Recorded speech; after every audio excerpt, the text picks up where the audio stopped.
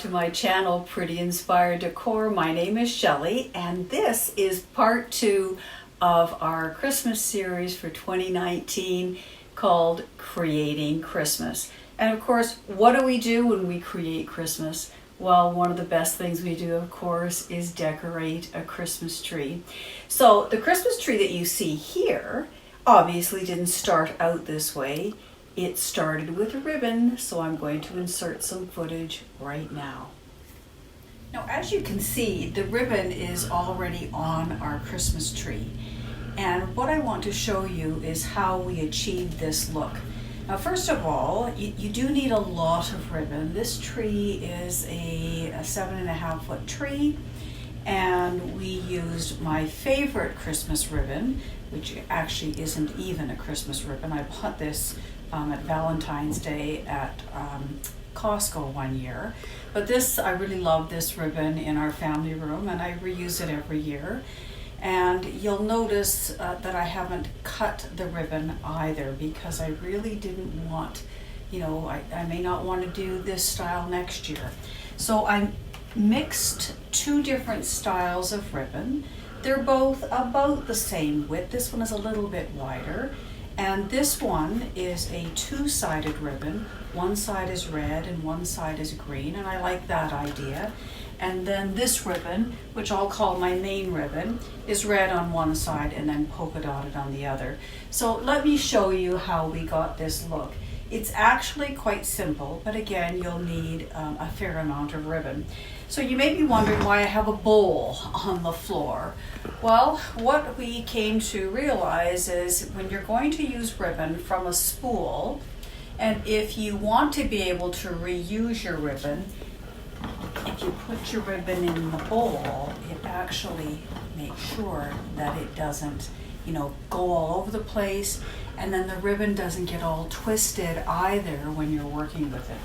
So to start this, what we do is I'll take the ribbon like this, I'll bend it in half, pinch, bend it again, pinch, and create a bow.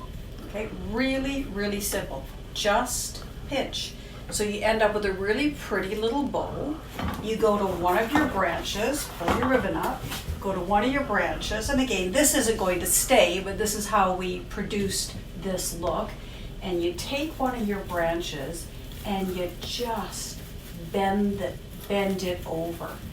And look at how simple that is. Then what you do is you go down your tree, down your ribbon I should say, do the exact same thing. Make a little pinch, make another little pinch, all right? Pull it together to make sure nothing falls apart, right? And then you'll just pop that in as well, and you end up with another little bow. Fluff it out, bring it down, and you just take that same concept all the way down your tree. Now, you could do it on a diagonal, you could take this around the tree, but this year I decided that I really wanted it to come down the tree, and you'll see the overall effect of this when I'm actually done decorating the tree. I'm going to use our traditional red and green and white ornaments on this tree, mainly from Hallmark and from other, these are our treasures that I have been collecting and my family has been collecting for over 30 years. So, I don't just get rid of what I call family treasures. These ornaments all mean something to us. So you will see what we do. Now you may want to know what we do at the bottom of the tree. So just take a look. Rather than cutting the ribbon, all right, rather than doing it, all we did was we worked it down the tree, brought it over, and then started to work up, and then did the same thing on the other side. And that way, this ribbon doesn't get cut, and I don't end up with, 1,001 little pieces, because again, I want to be able to use this ribbon. So we'll be back when the tree is decorated. I didn't think it was very important that you saw me actually put the Hallmark and some other fun ornaments that we have collected over the years, and some handmade ornaments that we've collected over the years on the tree. I thought what mattered is that you saw maybe a different way of putting ribbon on the tree than what I did last year, or maybe within for what you did. So I'm going to step out of the way so you can take a look at this tree, and this is the tree that the presents will ultimately be under.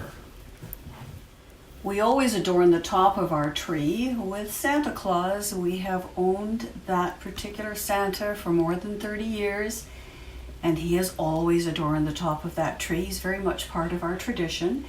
And like most of you who are watching this, you have your own traditions on certain things that you love to do year over year. And as you are down the tree, you will see there's a whole host of ornaments. But what makes this tree interesting, at least in our minds, is all of the different perspective that the tree has. It's not just a triangular tree. It's a tree where these picks here actually give the tree some dimension and some movement. And with the lights on in the evening, things really twinkle. The same thing with these sort of swiggle picks. Same thing. You can, I don't know if you can this year, because believe it or not, I haven't been to Pier 1 to look at their Christmas stuff yet. It is a tad early.